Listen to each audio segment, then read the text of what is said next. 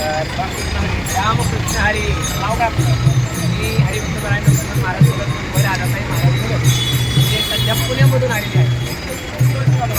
माझी आता 2007 मी वारी लागली. हे पण वारी वारीमध्ये माऊलींचा पांडुरंगाचा काय माझ्या बाबतीत आलेला राकेश मला भरपूर काय आहे. एखादं उदाहरण सांगायचं झालं तर मी 4वीला असताना वारीला लागले. 2007 वारीला लागले आणि घरदार सोडलं आई वडिलांना विचारलं नाही अशी आली वारीला. आणि मामांची दिंडी असते कारण तुकाराम महाराज पालखी सोहळ्या स्वतः मागे 57 नंबर दिंडी 2007ला लागली त्यावेळेस. तर मला दिंडीतून घरी गेलं जाणं आलं पण मी घरी गेले नाही.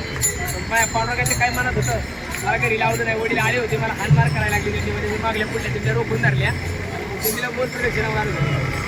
आणि पांडुरंगाचे काय म्हणत असं माहिती वारी सफर शक्यतो कोणता उद्देश घेऊन वारकरी वारीमध्ये सामील होतात. देव भेटावा, देवाचा काहीतरी साक्षात्कार व्हावा, तसं तुमचा उद्देश काय वारीमध्ये सहभागी होण्याचा? वारीमध्ये सहभागी होण्याचं आमचं एक आगळं वेगळं स्वरूप आहे. आम्ही हृदयपंथी समाज आहे. त्या समाजाकडं वेगळ्या नजरेने पाहिलं जातं. पण आम्ही तसे नसून एक तुमच्यातले एक कोणतरी स्वरूप आहे. आज तुमच्या पोटी आम्ही जन्म घेतला आहे तर आम्हाला मायेचा बदल दिला पाहिजे, मायेची ओढ दिली पाहिजे.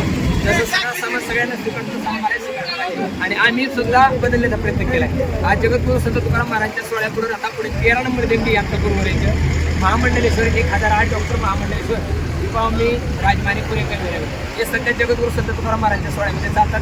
त्यांच्या सानिध्यामध्ये एक 8 ते 10 लोक आहेत. आणि माझ्या समवेत सोपान काकांच्या पालखी सोहळ्यामध्ये रथामागे 32 नंबर राजुरी तालुका पुरंदर जिल्हा पुणे माझी गावची दिंडी आहे. त्याच्यामध्ये आम्ही 14 जण आहे. मंगलभूमी त्याचे आम्ही सदस्य आहोत. वर्षानुवर्ष वारी वाढत चालली आहे. सुशिक्षितांचं प्रमाण वारीमध्ये जास्त दिसतंय. याबद्दल काय सांगाल? आले पाहिजे. या ठिकाणी तर वृत्त परमार्थाच्या बाजूला आणि भगवंताच्या बाजूला वळाली पाहिजे सगळं. या ठिकाणी असं कोणाला नाही की या ठिकाणी येऊ नका. याने लहान थोर याची भलती नारी न करावा विचार नलगे चिंतक कोण या ठिकाणी या ठिकाणी भगवंताचं नामस्मरण करा, आनंद घ्या. सगळ्यांनी या खट यावे, शुद्ध होऊन जावे, दौंडी पिटवी भावे चोखा मिळा. चोखोबारांनी सांगितलं या ठिकाणी खट या, नट या, शुद्ध होऊन निघा. या नामस्मरणातून सगळ्यांना नामस्मरण घ्यायला अधिकार आहे.